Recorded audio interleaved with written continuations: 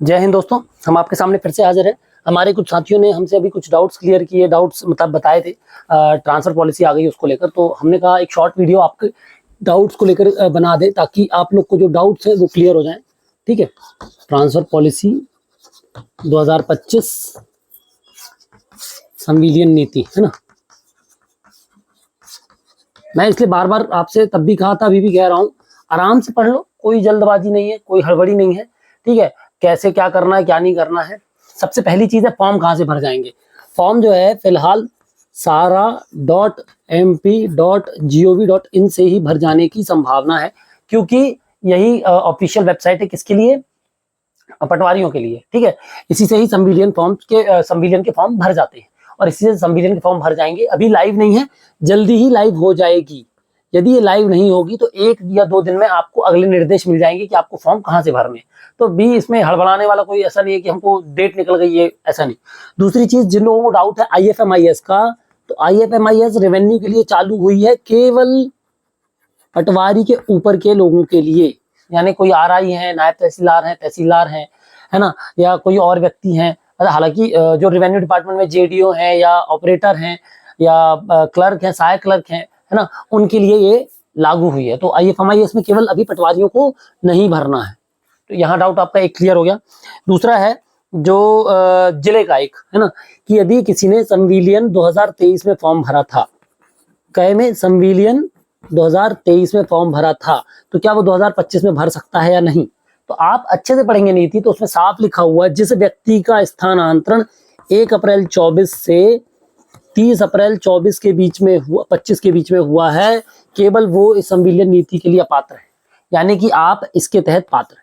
ठीक है, तो आप यदि पहले 2023 में कोई ट्रांसफर करा चुके हैं, जिला बदल चुके हैं, तो भी आप इसमें जा सकते हैं। तीसरी चीज, जिला, जैसे कि कोई A जिले से B में गया था, अब वो B से C में जाना चाहता है, B से वापस A में जाना चाहता है, मान लीजिए 2023 के बाद या 2022 में या 2021 में। ठीक है, इनमें से कभी भी पहले भी यदि वो A से B में गया था, B से C में, या B से वापस A में या B से D में जाना चाहता है, तो क्या वो जा सकता है। तो जी हाँ, वो जा सकता है। आप नीति को अच्छे से पढ़ेंगे तो जो लास्ट पेज है संविलियन नीति का, जब तीसरा पेज है, उसमें साफ लिखा है, आदेश होने के बाद आप जिला नहीं बदल सकते। यदि एक बार आपने A ने फॉर्म भरा, मतलब किसी व्यक्ति ने फॉर्म भरा, मुझको A से B में जाना है, ठीक है, लेकिन अब किसी कारण से ट्रांसफर अवधि आदेश आने के पहले ऐसा कुछ हो गया कि अब वो B में नहीं जा सकता है, नहीं जाना चाहता, वो C में जाना चाहता है, तो वो ये नहीं कर पाएगा। नीति का तीसरा पेज ये कह रहा है कि एक बार आदेश होने के बाद आवंटित जिला बदला नहीं जा सकता है। ठीक है, आपको यदि कोई जिला आवंटित हो गया है तो उसको वापस आप C पे नहीं जा सकते, ना ही आप उसको कैंसिल करा सकते हैं। आपका यदि आदेश B में हो गया है तो आपको B में ही जाना पड़ेगा। और यदि आप 15 दिन में रिलीव नहीं हो रहे हैं, तो जो आपके सक्षम अधिकारी हैं उनको लिखित में देना पड़ेगा कि वो आपको कब तक रिलीव कर पाएंगे और अभी क्यों नहीं रिलीव कर रहे हैं। ठीक है, ये जिला वाला डाउट क्लियर हो गया आपको। यानी कि यदि आप कटनी जिले में हैं और आपने कटनी जिले में थे, आप जबलपुर चले गए हैं, अब आप जबलपुर से नरसिंहपुर जाना चाहते हैं या वापस कटनी आना चाहते हैं या रायसेन जाना चाहते हैं, तो आप जा सकते हैं, आप पात्र हैं। ठीक है, नीति कह रही है यदि कटनी से जबलपुर का ऑर्डर हो गया है और अब हम कह रहे नहीं, हमको कटनी से कहाँ जाना है, रायसेन जाना है या कटनी से नरसिंहपुर जाना है, तो आप नहीं जा पाएंगे आदेश होने के बाद। ठीक है, इसलिए 3 विकल्प लिए जाते हैं। ठीक है, तो जिले का भी क्लियर हो गया आपको डाउट। अब आता है अवधि हो गई, जिला हो गया, तहसील वाला। ठीक है, अब तहसील के लिए एक सबसे इंपॉर्टेंट चीज, ये जिले का जो है ये सब ऑनलाइन भर जाना है, ये जितनी मैंने चर्चा की ऑनलाइन भर जाना है आपको। ठीक है, अब ऑफलाइन जो बात है हमारी, चौथा वाला जो तहसील की बात करते हैं, तहसील, तो तहसील के लिए आवेदन ऑफलाइन होंगे। कहाँ होंगे? ऑफलाइन। जिले के अंदर जो भी स्थानांतरण होने हैं वो ऑफलाइन होंगे। अभी तक ऐसा कोई भी ऑनलाइन प्रोसीजर नहीं आया है, कोई भी ऑनलाइन विकल्प नहीं आया है जिसमें आप जिले के अंदर ट्रांसफर के लिए आवेदन करें।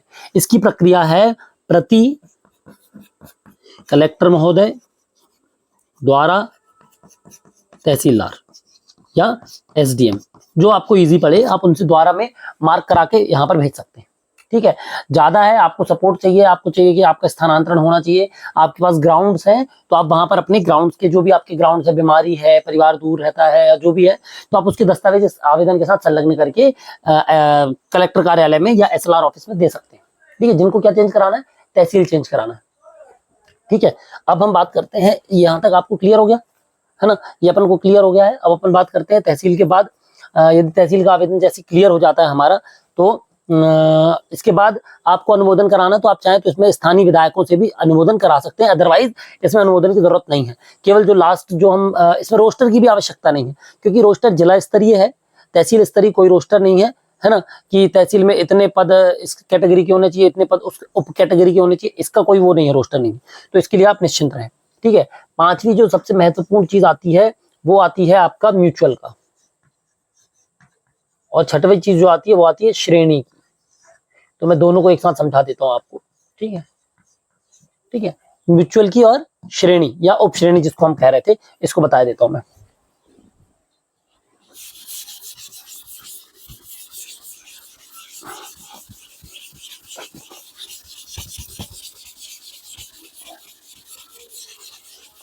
ठीक है, ये आप देख पा रहे हैं आराम से, यहाँ पर आपको दिक्कत नहीं आ रही होगी। तो हम क्या बात कर रहे थे, हम बात कर रहे थे आपकी म्यूचुअल की। देखो, अब आप समझिए जैसा पिछली बार हुआ था वैसा इस बार भी है। यदि ए व्यक्ति, श्रेणी पहले समझा देते हैं तो आपको आसान होगा। श्रेणी, ठीक है, देखिए हर चीज के अंदर श्रेणी है। नॉर्मली कास्ट 4 टाइप से डिवाइड की गई हमारे यहाँ कैटेगरी। कौन कौन सी? अनरिजर्व्ड यानी जनरल, एसटी, एससी और ओबीसी। ठीक है, और इसी में एक सब कैटेगरी भी है ईडब्ल्यूएस। ठीक है, जो कि जनरल के अंदर इसे निकल कर आता है, तो वो है ईडब्ल्यूएस। ठीक है, ये देखिए, ये आपको दिख रही है कैटेगरी, है ना।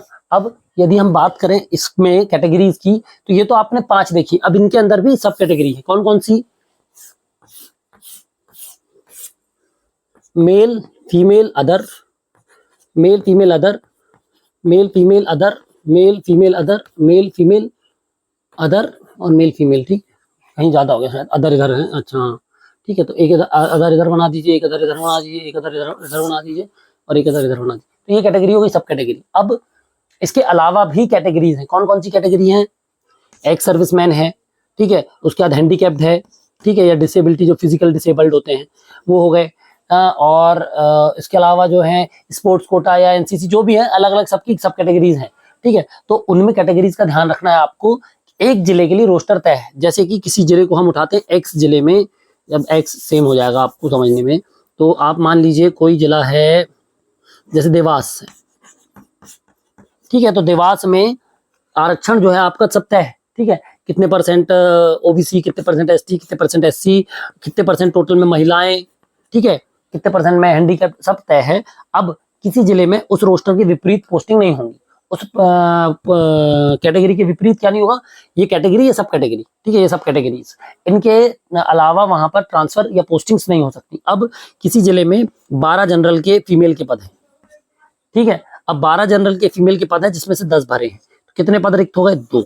अब ये 2 कैसे भी भर सकते हैं, डायरेक्ट पोस्टिंग जो होंगी नई, यानी कोई ट्रांसफर लेकर आ रहा है, ठीक है, पता विवाहित महिला है, विवाहित वो है, उसके माध्यम से, या कोई आपका म्यूचुअल में चला गया। अब म्यूचुअल में जो आप समझने वाली बात है, इसी से आप समझ सकते हैं, ये आप समझ गए, जो पिछली बार भी हुआ था वो इस बार भी हो सकता है, इसलिए ऐसा आप बिल्कुल कोई ये ना सोचे कि म्यूचुअल में वही कैटेगरी को प्रेफरेंस क्यों दिया जाता है, वो बता रहा हूं मैं आपको। ए जिले से यूआर की एक फीमेल, बी जिले में यूआर की एक मेल के साथ यदि ट्रांसफर करती है, क्या करती? ट्रांसफर। ठीक है, अच्छा पहले सिंपल में समझिए आप, फीमेल में फीमेल ट्रांसफर हो रहा है, कैटेगरी सेम है, सब कैटेगरी सेम है, कैटेगरी सेम, सब कैटेगरी सेम है। ए जिले से बी जिले में, ये जैसे यहाँ जाएगा, यहाँ पर एक पद खाली हो गया यूआरएफ का, ठीक है, और ये महिला वापस यहाँ पर आकर इस पद को भर देगी। तो यहाँ पर कोई कैलकुलेशन नहीं है, कोई कंफ्यूजन नहीं है, कोई दिक्कत नहीं है, इसका ट्रांसफर दोनों का आराम से हो जाएगा। ठीक है, अब किसी कंडीशन में ये यूआर फीमेल ने यूआर मेल्स के साथ म्यूचुअल कर लिया, ठीक है, कर सकते हो आप, ऐसा कुछ नहीं कि नहीं कर सकते, लेकिन अब आप समझो क्या प्रॉब्लम आ सकती है। इस जिले में यूआर मेल का पद खाली इसके जाने से होगा, ठीक है, लेकिन मान लेते हैं पद कौन सा खाली हो रहा है? मेल का, और फीमेल का पद क्या है? कंप्लीट है, फीमेल का कोटा फुल है, फीमेल की पोस्ट यहाँ पर नहीं है एक भी यूआर की, तो इसका ट्रांसफर, लेकिन यहाँ पर मेल की पोस्ट पर्याप्त है, फीमेल और मेल दोनों की पोस्ट पर्याप्त है, तो यहाँ पर मेल का ट्रांसफर हो गया, मेल आ गया बी से। अब जब ए की बात आई तो यहाँ पर नहीं जा पाया तो इसका कैंसिल हो गया।